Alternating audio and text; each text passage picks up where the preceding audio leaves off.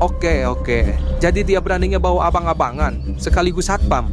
Hah, Gua kakaknya. Mau apa lu? jadi ternyata lu abang-abangannya si Kino, ha? Terus lu pikir gua takut sama kakaknya, ha? Lu pikir ada bedanya antara si Kino sama kakaknya? Enggak, lu berdua sama-sama cupu, tahu nggak? Bangsa. Tanpa basa-basi dan aba-aba, saat mulut Robert masih terbuka lebar, menyemburkan hinaan tentang keluarga Kona. Kona melesat maju bagaikan peluru yang lepas dari selongsongnya.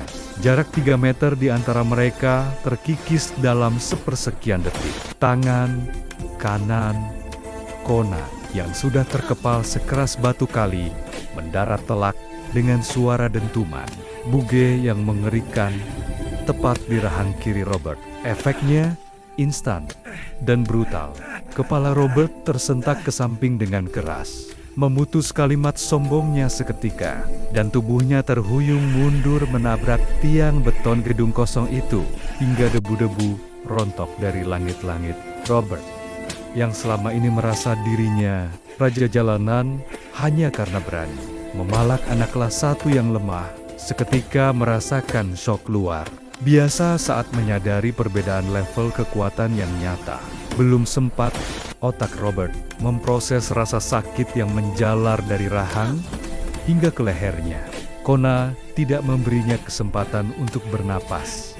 Dengan mata yang menyalang tajam penuh amarah terpendam, Kona menyusulkan serangan lutut yang keras menghantam ulu hati Robert, membuat si penindas itu terbatuk-batuk memuntahkan ludah, bercampur darah, dan membungkuk menahan perih yang seolah meremukkan rusuknya.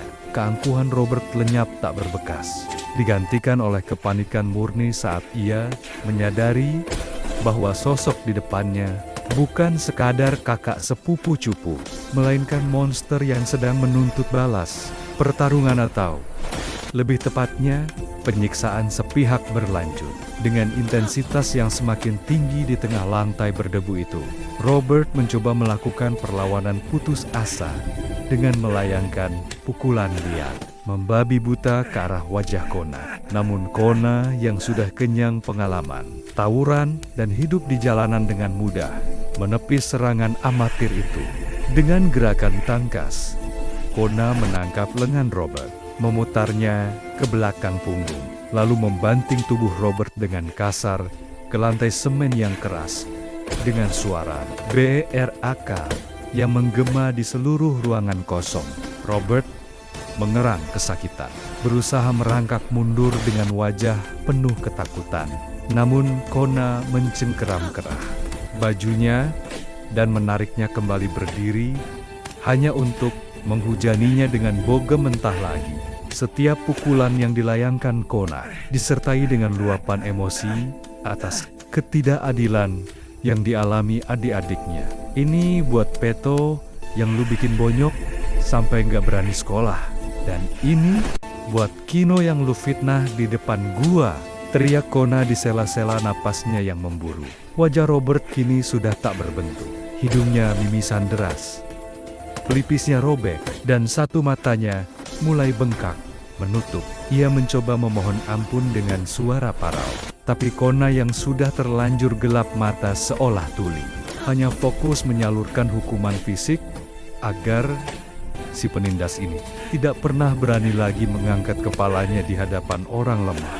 Puncaknya terjadi ketika Robert yang sudah sempoyongan dan kehilangan keseimbangan mencoba berdiri untuk terakhir kalinya dengan sisa tenaganya yang nyaris habis. Kona menatapnya dingin, mengatur napas sejenak, lalu memusatkan seluruh tenaganya pada kepalan tangan kanannya untuk serangan penutup. Saat Robert lengah melindungi wajahnya, Kona mengayunkan pukulan uppercut bertenaga penuh yang mendarat tepat di dagu Robert. Hantaman itu begitu keras hingga membuat kepala Robert mendongak paksa ke atas. Matanya mendelik putih, dan seketika itu juga kesadarannya padam total. Tubuh Robert kaku sejenak sebelum akhirnya ambruk ke tanah, seperti boneka kayu yang tali pengendalinya diputus. Tergeletak diam tak bergerak di tengah kepulan debu. Hening menyelimuti gedung kosong itu. Hanya terdengar suara napas berat Kona yang perlahan mulai teratur.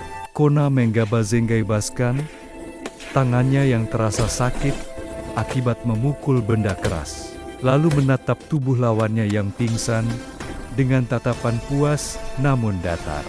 Di sudut ruangan, Kino menatap kakaknya dengan campur aduk antara ngeri dan kagum. Pertarungan selesai. Kona tahu, konsekuensinya mungkin berat ya, mungkin akan dipecat jadi satpam besok.